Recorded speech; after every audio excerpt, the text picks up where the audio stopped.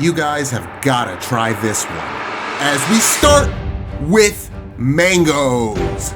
These are honey mangoes. They are smaller and sweeter than the ones you most often see in American supermarkets. There are actually many different varieties and variations of them throughout the world, but these are honey mangoes and this is what we have today. Peel the skin off using a sharp knife. Be careful because these things are extremely slippery once you get most of the skin off. Then cut off as much flesh as you can. The pit is an odd shape, so if your knife starts to stick and face resistance, just change the angle slightly. It should cut through with ease. The flesh should be soft to the touch, so when choosing a mango, if it doesn't feel a bit tender, then it will take a few days to ripen enough to use for this dish. Once you have all the flesh you need, give it a rough chop. No need to try and dice it too perfectly. Odd shapes are just fine as long as they're on the smaller side. Take all of your diced mango and add it to a plastic Ziploc bag. From there, we add a good amount of chopped garlic. Then add in some olive oil. This will be the start of our marinade. Add in a couple tablespoons of honey, followed by some cilantro. Give it a rough chop as well. In the bag it goes. The juice of half a lime. I removed the seeds from a couple charred jalapenos to dice up. These are still mostly uncooked because instead of using a grill or a stovetop burner to char them, I just hit them with the torch. Using a torch quickly like this won't cook the flesh, and that's fine because they will be cooked down more later. If you don't have a torch and you want to roast them all the way through, that will be just fine. You could also just use them raw, that's alright as well. A rough chop and in the bag.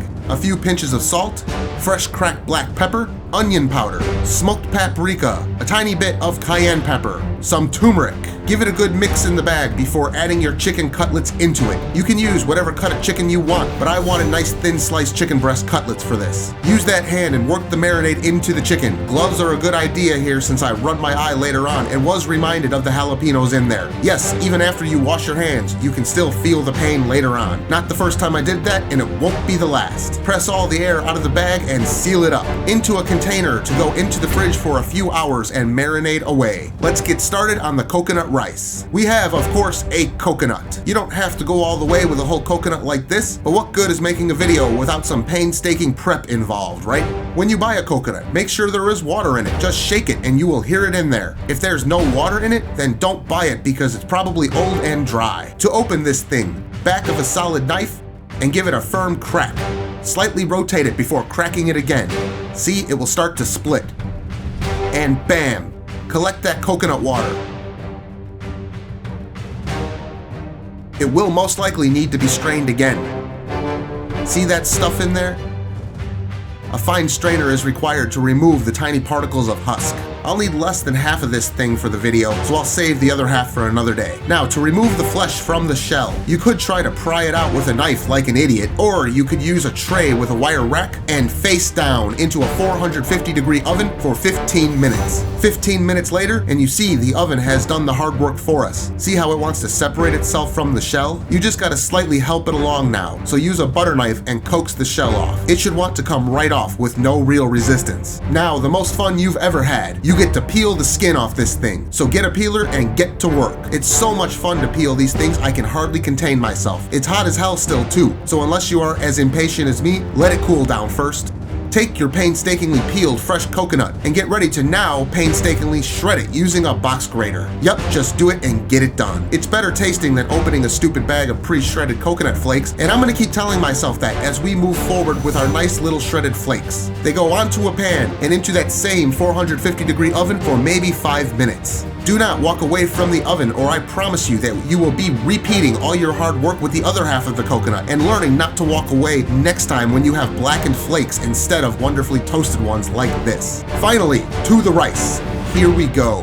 1 cup of jasmine rice. This is why I saved the coconut water. The ratio is 2 cups of liquid to 1 cup of rice. We have some nice creamy coconut milk. I won't get into how this is made, but trust me, you want this for coconut rice. The water alone just isn't enough flavor. Just make sure that before you use it, you stir it up well because the solids will be floating on top. You want it well incorporated throughout before adding it to your coconut water. I decided to add about 1 cup of it. Since coconut is very high in oil, you don't need to add any additional oil here like you normally would for rice. I used regular water to fill it the rest of the way up to the 2-cup mark. Now, here is the tip for perfect rice, at least when using an electric cooktop. Liquid in the pot first and bring that to a boil. When it is boiling, add your seasoning, just some salt here. Rice goes in, Give it a stir. The rice cools off the liquid slightly, and while it takes a minute or so to come back up to a boil, this is when you get to stir it. And what I meant is, this is the only time you will ever be allowed to stir it. Once it is at a boil, that lid goes on and heat gets reduced to its lowest setting. Then you set a timer for 20 minutes and forget that this even exists. After 20 minutes, don't you dare touch that lid. You just turn the heat all the way off and let it sit for another 20 minutes and forget that it exists. Do not mess with it. 20 minutes has gone by again, and now you can go ahead and remove the lid and fluff up the rice however you want. I just use a spoon, although I know some people swear by using forks. A spoon works just fine. That can sit and rest a while as we finish up the dish. Here we go. The chicken has been marinating for about 4 hours now, so it's ready to go. I'm only cooking half of it tonight. Take some of the mangoes and peppers from the marinade and set them aside. I have them in a strainer because I want the excess oil to drip away from it. A hot pan with some butter. In goes the chicken. We are cooking it off until it gets a little color on it. It doesn't need to be completely cooked all the way through when removing it from the pan, since we are going to finish it off in a moment. Set that chicken aside for now. See, we have some nice fond on the bottom of our pan that will get deglazed with a little water. Throw in a little butter for the hell of it, and then add in the strained marinade leftovers. Cook that down for a little bit before adding just a slight bit of pineapple juice. Pineapple goes very well with coconut and mango. You actually could use pineapple in the marinade as well if you wanted. I added a little bit more salt at this point. Taste it for seasoning and see how it's coming along. I added a touch of coconut milk and a little bit of honey to enhance the flavors going on. A little bit of pepper too before throwing in some cashews. Yes, this is going to be awesome. A tiny bit more butter before adding the chicken back to the pan. The heat should be on low here as the chicken finishes off in the sauce. After tasting, I decided to add just a bit more coconut milk. You see how we layered the flavors here in increments? It's important to keep flipping the chicken back and forth to coat both sides. The two things that I'm really paying attention to at this point is that the sauce is thickened up and that the cashews are nicely toasted. Let's get this onto a plate, shall we? Rice. Chicken. Sauce.